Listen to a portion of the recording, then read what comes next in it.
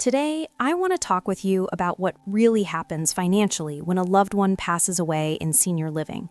More specifically, we're going to talk about the unexpected 30-day notice fee that can quietly drain that final check, sometimes taking thousands of dollars from families who didn't even know it was coming. This isn't meant to scare you. It's meant to prepare you, protect you, and help you ask the right questions before you're standing in the middle of a crisis. Let's gently step into this together by starting with something almost no one talks about until they're forced to face it. Imagine this. Your loved one has just passed. Maybe it was sudden. Maybe it followed a long illness. Either way, you're dealing with grief, paperwork, phone calls, and decisions you never wanted to make.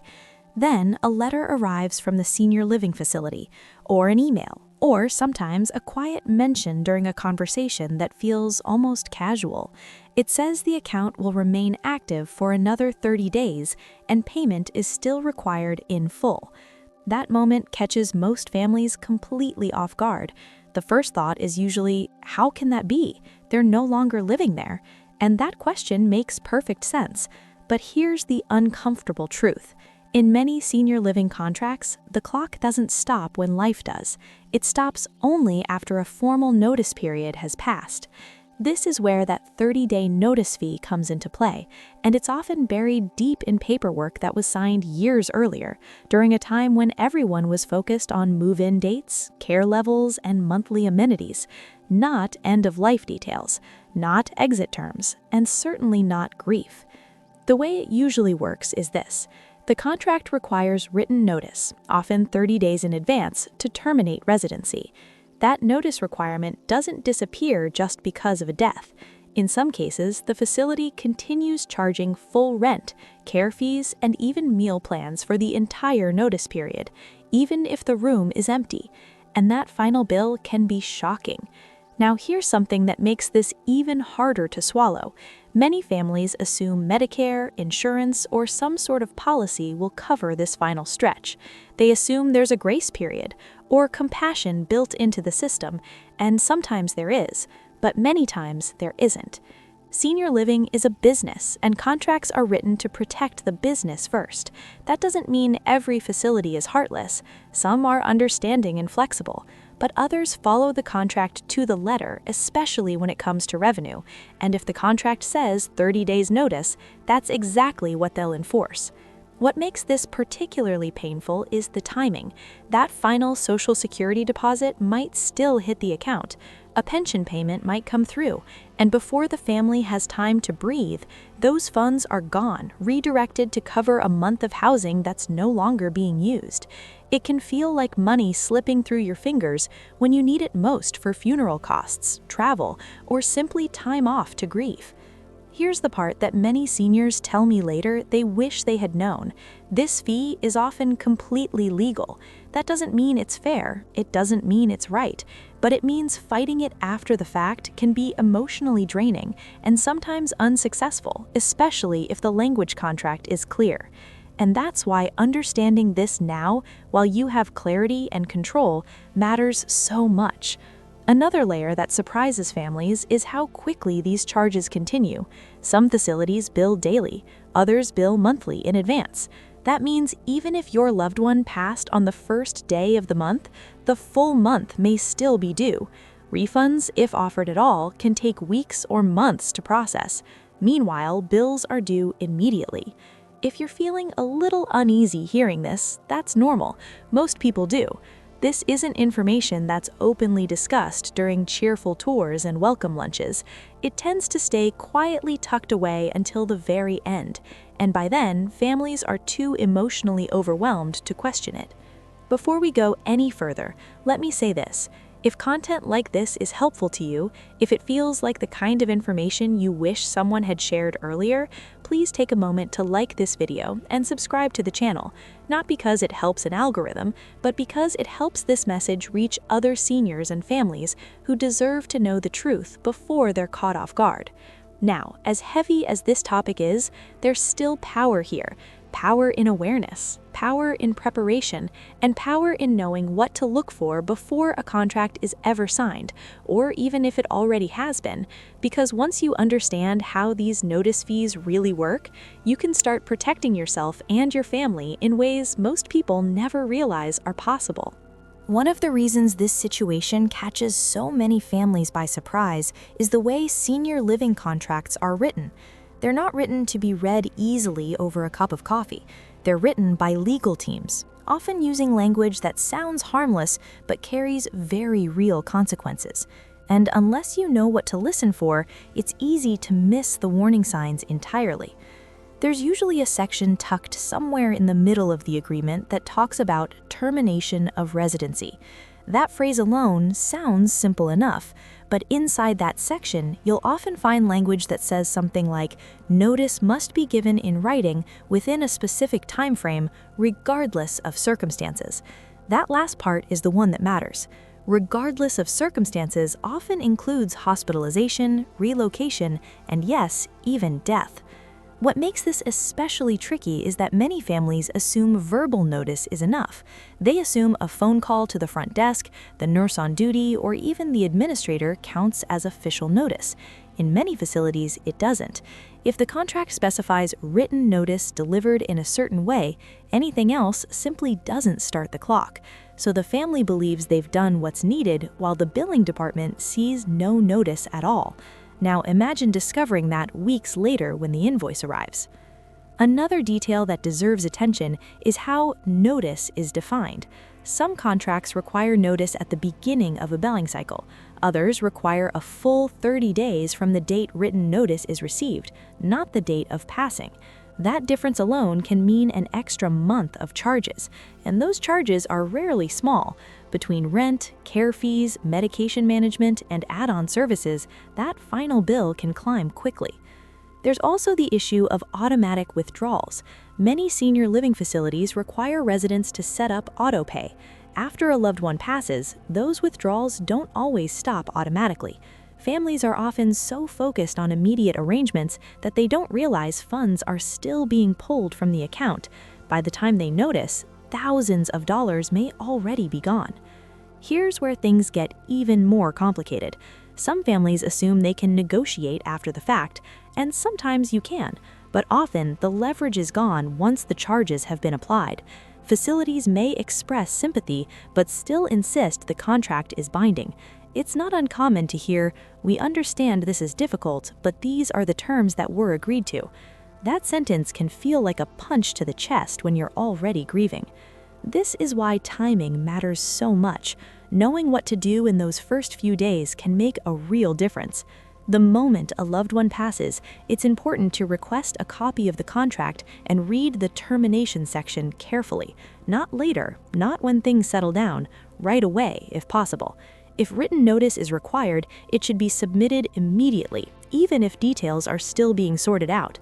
Another thing many people don't realize is that some contracts include language about refunds, but the refunds may not apply to all fees. Rent might be partially refundable while care fees are not, or meals might be excluded, or administrative fees might be non-refundable no matter what. It can feel like a maze, especially when emotions are running high. There's also the emotional pressure families face in these moments. Many don't want to argue. They don't want to seem difficult. They don't want to feel like they're fighting over money when someone has just died. And facilities know this, whether intentionally or not. The path of least resistance often ends with families paying fees they never expected. But here's something empowering to keep in mind. Asking questions is not being disrespectful. Requesting clarification is not being rude.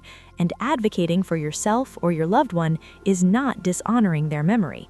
In fact, it's often exactly what they would have wanted.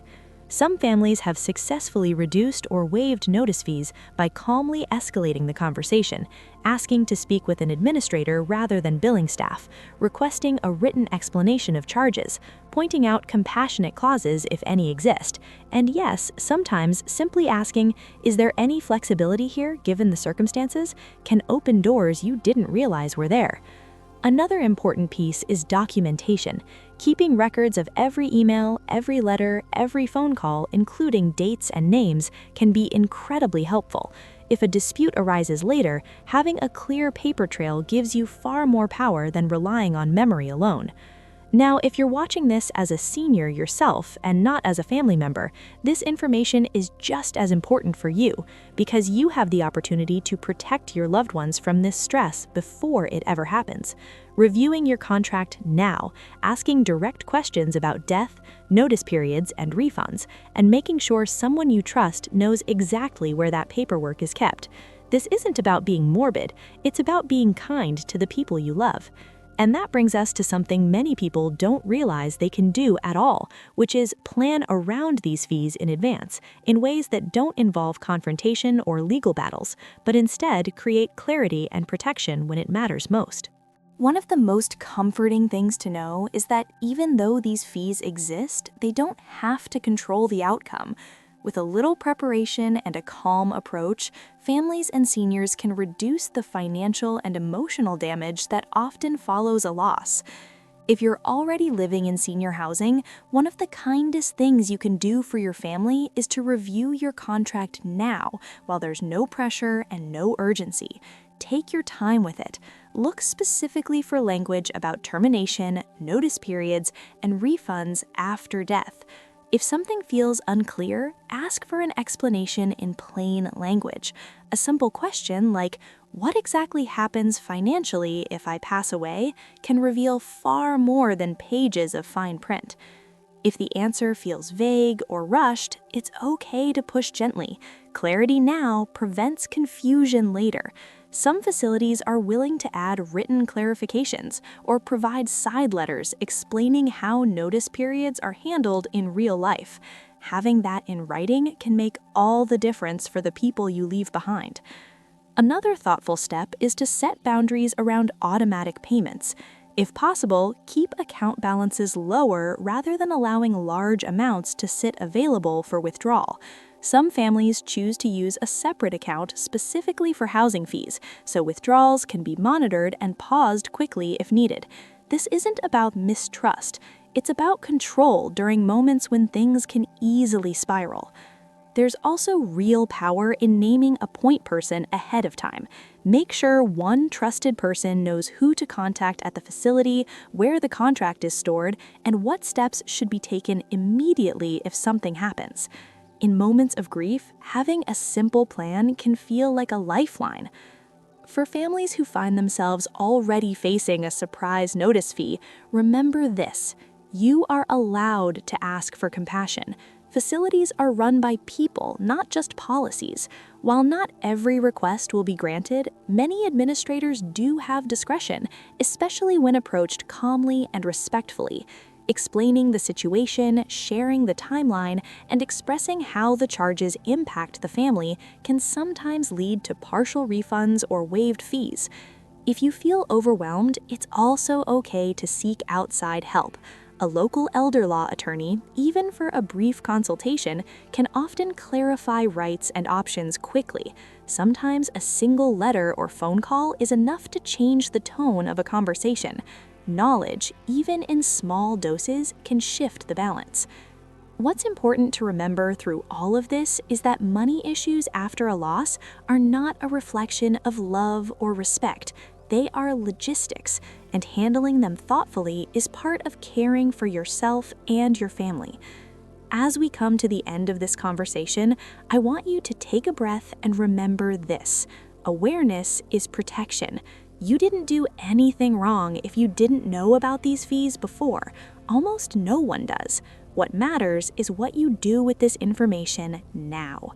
If this video brought up questions, concerns, or even personal experiences, I invite you to share them in the comments. Your story might help someone else feel less alone, or help them avoid a painful surprise of their own. This community grows stronger when people speak openly and honestly.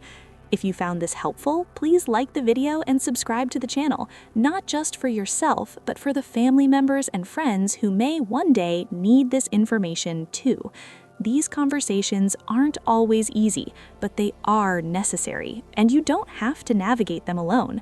Above all, remember this: planning ahead isn't about fear, it's about care. It's about easing the burden on the people you love and preserving dignity even in life's hardest moments. No matter your age, your voice matters, your choices matter, and you deserve clarity and respect every step of the way. Here's to peace of mind, informed decisions, and taking care of one another today and always.